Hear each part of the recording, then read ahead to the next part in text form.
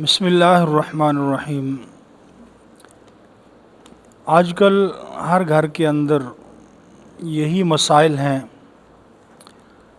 اور لوگ شکوہ کرتے پھرتے ہیں، ہمارے رزق کی بندش ہے، ہمارے رشتوں کی بندش ہے، ہاں کسی نے فلاں کروا دیا، کسی نے یہ کروا دیا، کسی نے وہ کروا دیا۔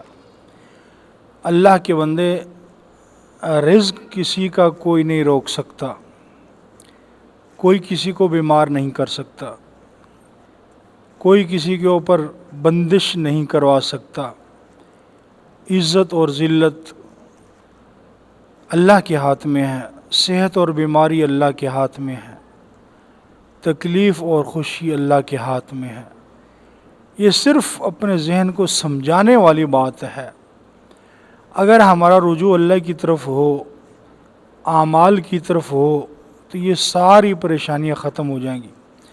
تو آج کی اس ویڈیو میں ایک ایسا وظیفہ لے کر حاضر ہوئے ہیں کہ جو ہر قسم کی بندش ختم کر دیتا ہے۔ اس کے پڑھنے کی برکت سے ہر قسم کی بندش، وہ رزق کی بندش ہے، وہ اولاد کی بندش ہے، وہ رشتوں کی بندش ہے، کوئی بھی پریشانی ہے۔ ابو داؤد کی روایت ہے کہ حضور علیہ السلام نے فرمایا کہ جو بندہ یہ کلمات 7 مرتبہ صبح اور شام پڑھ لے، اللہ پاک اس کے سارے ادھورے کاموں کو پورا فرما دیتے ہیں۔ اس کے ہر قسم کی خواہشات کو اللہ پورا کر دیتے ہیں، ہر جائز خواہش پوری ہو جاتی ہے۔ تو حسبی اللہ لا الہ الا هو رب العرش العظیم، حسبی اللہ لا الہ الا هو علیہ توکلت وهو رب العرش العظیم، حسبی اللہ لا الہ الا هو علیہ توکلت وهو رب العرش العظیم، حسبی اللہ لا الہ الا هو علیہ توکلت وهو رب العرش العظیم۔